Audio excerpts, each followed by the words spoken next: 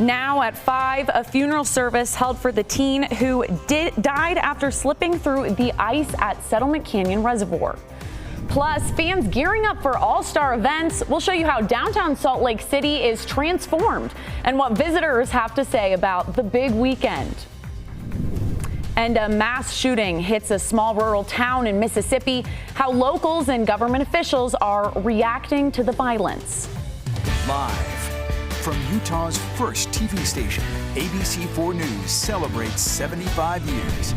Well, I'm Sarah Murphy. Thanks for joining us tonight for ABC4 News here at 5. We begin this evening with the latest on the death of the Tooele boy who fell through the ice last week at Settlement Canyon Reservoir. Family and friends held a funeral service today for 14-year-old Jaden Davis. ABC4's Annika Johns joins us live in Tooele with the latest. Annika.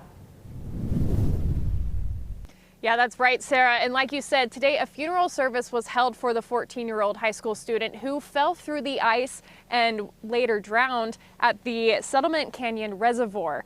Purple ribbons line the street near the Church of Jesus Christ of Latter-day Saints building where Jaden Davis's funeral was held.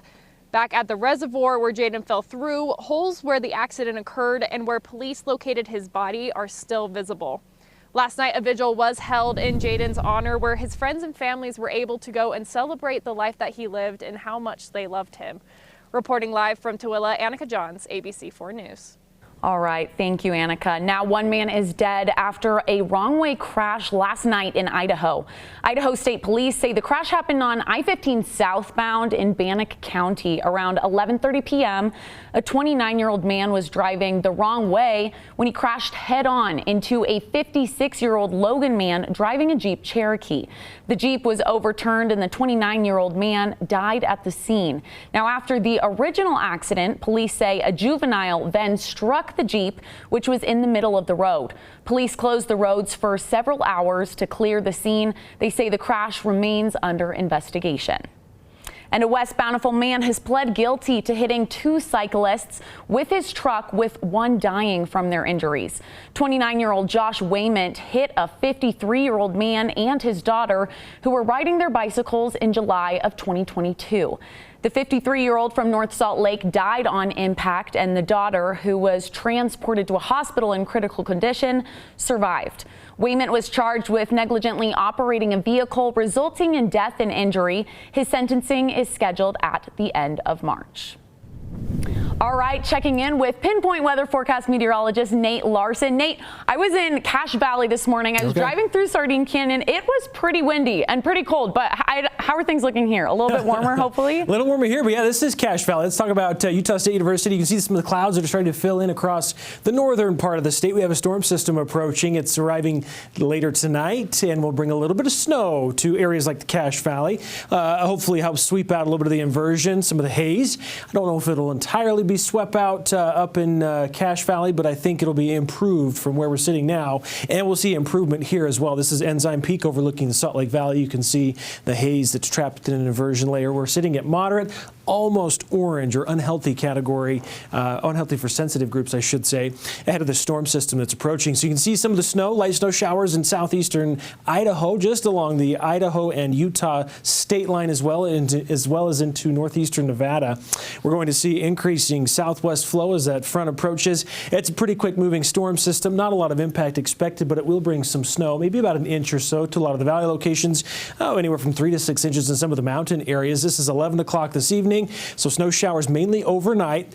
A few lingering flurries tomorrow morning. Should be out of here pretty quickly, though, and we'll see a pretty nice afternoon to Sunday. So generally, up to an inch possible. Some areas less than that, about a half of an inch in Sandy, maybe Ogden just over an inch, half of an inch in Logan on your Saturday evening, Sunday morning. We'll have more on the full forecast. We have a bigger storm we're tracking next week. Sarah? All right. Thank you, Nate. The countdown to President's Day sales continues with the lowest prices and where you can maximize savings. ABC's Alexis Christophorsis has the details. This morning, retailers rolling out President's Day weekend sales, offering consumers some much-needed relief from sky-high inflation. So from this President's Day compared to others, you're going to find a lot of high-priced items for the home, such as major kitchen appliances, furniture, mattresses, home decor. This year, some retailers extending those deals into early March. And unlike last year, you'll find more big-ticket items in stock, like washing machines and TVs, as supply chain issues improve, which means more deals on bundles. So if you buy from one brand at say Lowe's or Home Depot, you can get a lot of savings. So you get a refrigerator and a dishwasher and an oven. You can slash thousands off. Furniture and appliances seeing some of the deepest discounting. Wayfair is offering up to 70% off many items like this area rug where you'll save over $800. If you're in the market for some tech, Dell is offering up to 50% off some laptops, while Lenovo has up to 81% off, like this ThinkPad that will save you $750. You can also find deals on winter clothing as retailers make way for spring apparel. J.Crew is offering 40% off your entire purchase, and Nike offering 40% off some sneakers, jackets, and activewear, plus another 20% if you sign up for their loyalty program. Experts advising the next big round of deals won't happen for months. The next big 3-day saving holiday is going to be Memorial Day. So this is the best chance right now in February and in March to really snag good deals. Excitement is building at Vivint Arena as we get closer to the festivities of All-Star tonight. ABC4's Rick Aaron has been hanging out with fans, joins us live from outside the arena with more. Rick?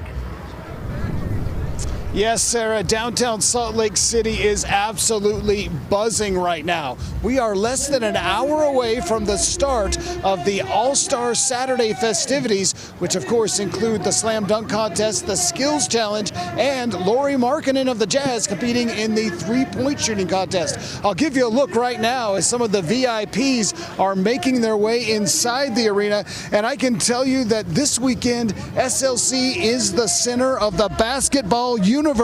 Hoops fans from all over the world are crowding the sidewalks, restaurants, bars, and tracks trains. We even found some four-legged fans, Brooklyn and Bailey from Taylorsville, who got a whole lot of attention and a lot of pets as they strutted around in their Rex specs. I also ran into longtime Jazz fan Dave Marshall, who got his tickets from team owner Ryan Smith in a Twitter giveaway. He tells me that the scene down here is really something else. It's incredible seeing all the people, seeing all the special shops. It's been wonderful. See people walking down the street yelling, "Hey, hi!" That's been really wonderful. Not a typical Saturday in Salt Lake City, Utah, right? No, it's been incredible walking in the crowds, trying to get on tracks. It's been fun. It's been a great time. I hope people come down and see everything here. And of course, tonight's All-Star Saturday at Vivint Arena isn't the only event. There are parties, concerts, musical performances going on all over downtown Salt Lake tonight. In fact, Pitbull, Mr. Worldwide himself, is going to be performing over at the Salt Palace Convention Center after this event wraps up. And a few blocks away from here at the Union Event Center, it will be the legendary Shaquille O'Neal hosting a VIP party where he will also be doing some DJing as his alter ego, DJ Diesel. So we will be here and bring you all of the buzz around downtown around All-Star Weekend throughout the evening. For now, reporting live at Vivint Arena, Rick Aaron, ABC4 News. Right. Thank you, Rick. Now coming up, the war in Ukraine approaching its 1-year anniversary. Vice President Kamala Harris in Germany speaking on the latest.